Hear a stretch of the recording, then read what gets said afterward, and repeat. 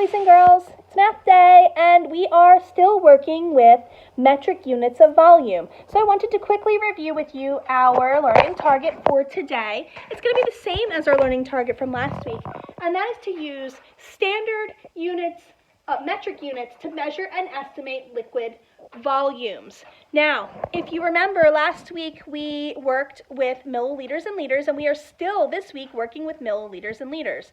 And if you remember, 1 milliliter is a couple drops from a medicine dropper, and 1 liter is about two of those smaller recyclable bottles that you guys drink water in at school. So, one thing to remember while you're doing your lessons today is that 1,000 milliliters equal 1 liter. That means that when we are using milliliters, we are using them to measure things that are very small amounts of liquid. If you need to use bigger amounts of liquid, you are going to be using liters. So we used some examples last week in our Zoom meeting, and I showed you some medicine droppers and some little medicine cups and some measuring things, and we talked about how we would use those different items. And we talked about big things like the pond in your backyard. You would definitely not want to measure in milliliters. It would take you forever.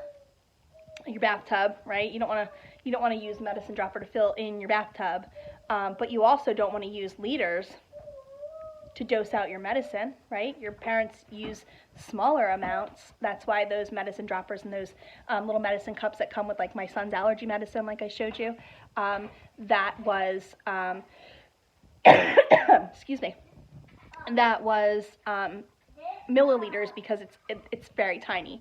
And if for some reason you wanted to see how many drops of water would fit on the end of a spoon, for some reason you would be using something tiny like milliliters, because they measure small liquid volumes, and liters measure larger liquid volumes. So today, you guys are going to be completing the liquid measurement boom cards that I've attached in this assignment, as well as a review page in Google Docs that is also attached that will allow me to see how well we are understanding liquid measurement using milliliters and liters.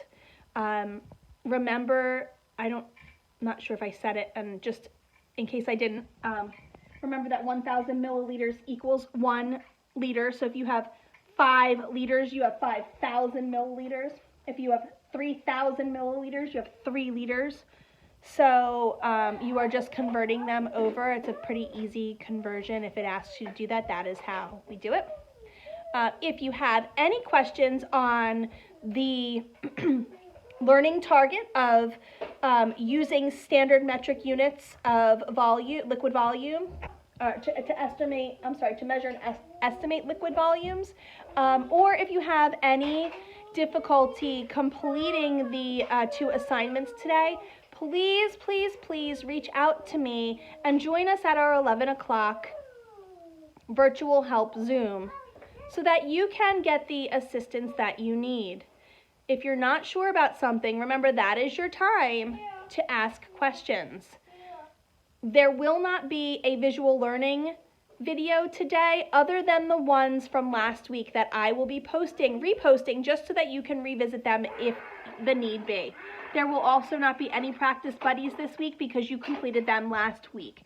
So today, as a recap, your lesson will be my mini lesson that you're listening to now, the metric unit volume boom cards, as well as the volume practice through Google Docs that you will need to turn in at the end.